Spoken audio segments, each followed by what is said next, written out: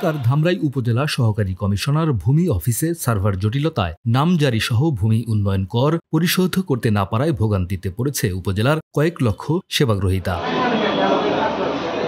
উপজেলা ভূমি অফিস সূত্রে জানা গেছে, গত ৩ মাস ধরে সার্ভার আপডেট করার কারণে এ জটিলতা তৈরি হয়েছে। এদিকে নামজারি এবং ভূমি উন্নয়ন কর পরিশোধ করতে না পারায় এর প্রভাব পড়েছে উপজেলা সাব রেজিস্ট্রার অফিসে। কমেছে জমি রেজিস্ট্রি, এর ফলে সরকার হারাচ্ছে রাজস্ব।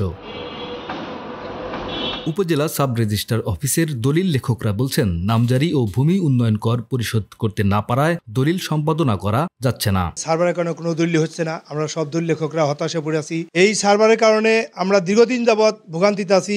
নামজারি বন্ধ, খাজনা দিতে পারতেছে না, এই কারণেই আমরা দলিলগুলো সম্পাদন করতে পারতেছি না।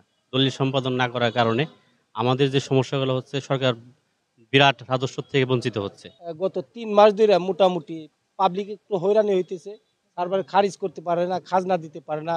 যত দ্রুত সম্ভব সার্ভারটা যেন স্বাভাবিক হয়ে যায় এবং আমরা যেন ভূমি অফিসের সেবাটা যেন আমরা খুব দ্রুত পাইতে পারি। এদিকে কালামপুর সাব রেজিস্ট্রার বলছেন, নামজারি ও ভূমি উন্নয়ন কর পরিশোধ না হওয়ায় প্রতিদিন গড়ে যেখানে জমির রেজিস্ট্রি সংখ্যা ছিল 150 থেকে 200টি, সেখানে জমির রেজিস্ট্রি সংখ্যা এখন দাঁড়িয়েছে 50-এ।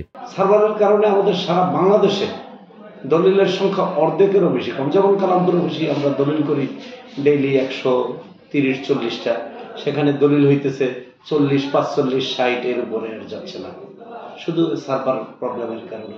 উপজেলা নির্বাহী কর্মকর্তা মামুনুল আহমেদ অনিক বলছেন, এটি শুধু এই অফিসের সমস্যা নয়, এটি বর্তমানে জাতীয় সমস্যা হয়ে দাঁড়িয়েছে। আগামী 1 সপ্তাহের মধ্যে সমস্যার সমাধান হবে বলে জানান তিনি। সারা দেশের ন্যায় ধামরাই উপজেলাতেও আমাদের ভূমি সেবার ক্ষেত্রে, বিশেষ করে নামজারির ক্ষেত্রে কিছুটা বিঘ্ন ঘটেছিল, কেননা ওয়েবসাইট আপগ্রেডেশনের জন্য মিনিস্ট্রিয়াল লেভেলে বর্তমানে সেটি সমাধান হয়েছে এবং নামজারি কার্যকর দ্রুততার সহিত